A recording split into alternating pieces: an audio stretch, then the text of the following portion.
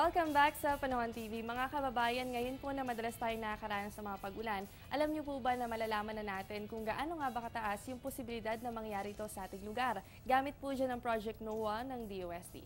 Mapapansin po natin sa screen, meron tayong mapa ng Pilipinas at dito po sa color scale, yan ang magbibigay sa atin ng idea kung gaano nga ba kataas ang chance of rain. So kung mapapansin niyo po, no, dito sa may Mindanao, yan po ay nasa 0 to 30% chance of rain. At dito naman po sa may Visayas, sa may eastern section po ng Visayas, kayo po ay merong 0 to 40% chance of rain. Ganun din po dito sa may Central Visayas. Pero dito po sa may western section naman ng Visayas, asahan lamang natin dyan ang 0 to 30% chance of rain. Ganun din po dito sa may area ng Palawan. At sa northern Palawan naman po asahan natin dyan ang 0 to 30% chance of rain. Kung mapapansin nyo po dito sa may Central Luzon hanggang Metro Manila, ganun din po no, ang Dasmariñas at ilang bahagi po ng Calabarzon, kayo po ay makakaranas ng 70 to 100% chance of rain. So medyo mataas po ang posibilidad ng mga pag-ulan sa mga susunod na oras. At nai-record po ito 4:10 ng umaga. Ang mga datos na ito na nagbabago po yan kada 4 na oras. Kaya para lagi po kayong updated, bisitahin lamang ang Panahon TV website at piliin po ang link ng Project NOAA. At kaugnay po dyan ay naglabas ng thunderstorm advisory ang Pag-asa. Kanina po yung 4:05 ng umaga. Apektado po nito ang Cavite, partikular po sa Maragondon, Naik at Ternate. Ganun din po no, sa Batangas, dyan po sa Batangas City, Lobo at Taysan. Ibig sabihin po ng thunderstorm advisory ay apektado na po nito yung mga specific areas gaya po ng mga nabanggit na lugar at posible pong maranasan ng mga thunderstorms activity sa susunod na 2 oras. At kaugnay naman po niyan ay naglabas muli ng advisory ang Pag-asa. Yan po ay light to moderate with occasionally heavy rain. So ibig sabihin po makakaranas ng mga pag-ulan ang areas po ng Nueva Ecija, ganun din po ang Quezon Province, Rizal, Bulacan, ganun din po no, dito sa Metro Manila, Tarlac at Pampanga. Tandaan po natin na maaari itong magtagal ng hanggang 2 oras. Kaya para sa mga kababayan po natin, ugaliin po ang pagmumonitor sa lagay ng panahon. At dahil po ang bansa natin, tayo po ay kabilang sa Association of Southeast Asian Nations, dapat alam din natin ang magiging pagtaya ng temperatura sa mga iba pang bansang kasama sa ASEAN. Sa Singapore, meron kayong 26 to 33 degrees Celsius, habang sa Malaysia, meron po kayong 25 to 34 degrees Celsius. Sa Thailand, asahan po siya ng 25 to 32 degrees Celsius at sa Indonesia, meron po kayong 23 to 33 degrees Celsius. Sa Vietnam, kayo po ay merong 26 to 32 degrees Celsius at sa Brunei Darussalam, asahan po dyan ng 24 to 32 degrees Celsius. Sa Lao People's Democratic Republic, meron po kayong 23 to 32 degrees Celsius at sa mga kamabayan po natin sa Cambodia, meron kayong 23 to 31 degrees Celsius. Sa Myanmar, asahan naman po dyan ang 21 to 31 degrees Celsius. At alamin din po natin ang magiging lagay pa ng temperatura sa iba't ibang panig ng Asya.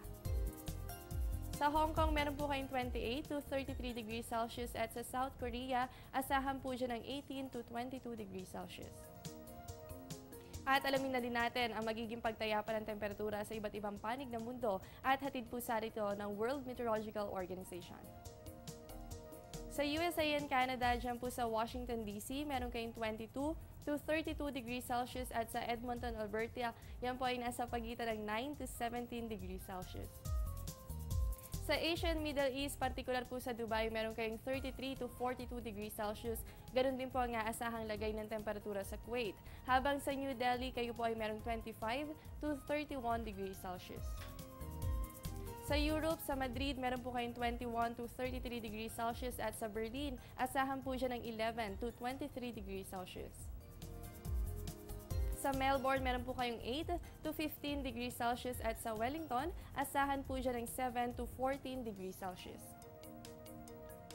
At mga kababayan, Puso ng Gilas Pilipinas may 2 pang laban. Naging mahigpit nga ang pakikipagtunggali nito kontra sa mga manlalaro ng ibang bansa. At pinatunayan ng Gilas ang galing ng mga Pilipino sa larangan ng basketball. Maiksing trivia muna tayo kaugnay dito. Ang FIBA World Cup ay isang International Basketball Federation at kinikilala bilang FIBA, FIBA World or FIBA International. Isa itong national organization na nangangasiwa sa mga international basketball competition. Ito rin po ang flagship ng International Basketball Federation. At taong 1950, ginanap po ang kauna-unahang FIBA Basketball World Cup sa Argentina. Sa unti-unti nitong paggawa ng pangalan sa kasaysayan, ay mas lumaki pa ang team nito sa 24 teams mula po sa iba't ibang bansa.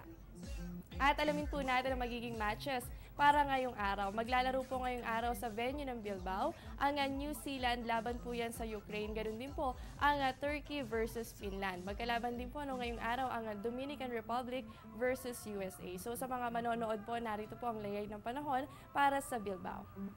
Asahan po natin na magiging maaraw po ang lagay ng panahon simula alas 5 ng umaga hanggang alas 5 ng hapon. At ang temperatura nyo po dyan, yan ay nasa pagitan ng 16 to 31 degrees Celsius. At ngayong araw din po, narito pa ang ilang matches. Para naman po sa venue ng Gran Canaria, magkalaban po ang Mexico versus Australia, ganun din po ang Slovenia versus Angola at Lithuanian versus Korea. So alamin po natin ang magiging pagtaya ng panahon para sa Gran Canaria.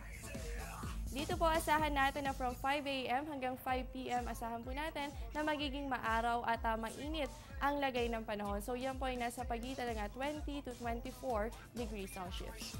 At idagdag na rin po natin dyan ang ilan pang team na maglalaro ngayong araw. Para po sa venue ng Granada, magtutunggali po ang team ng Egypt at Iran. Ganun din po ang Serbia at Brazil. At maglalaro din po ngayong araw ang Spain. Laban naman po yan sa France. So para po sa lagay ng panahon sa venue ng Granada, asahan po natin na magiging maaraw din ang lagay ng panahon dyan. So from 5 a.m. ganun din po hanggang 11 a.m.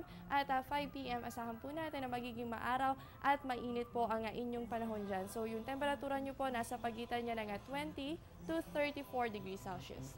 At narito pa ang isa pang list ng matches ngayong araw. No, maglalaban po ang team natin, Gilas Pilipinas, laban po yan sa Puerto Rico. At ganoon din po ang Senegal, laban naman po yan sa Argentina. Maglalaro din po ngayong araw ang Greece versus Croatia at gaganapin naman po yan sa venue ng Sevilla. So para po sa magiging lagay ng panahon sa Sevilla, good news din po yan dahil magiging maaraw at aayon po sa inyo ang lagay ng panahon. No? So from 5 a.m. hanggang 5 p.m. asahan po natin ang maaraw at mainit na kondisyon ng panahon. Ang temperatura nyo po dyan nasa pagitan nyo ng 20 to 35 degrees Celsius. So sa mga manonood, ayan po ang aasahan nating lagay ng panahon ngayong araw.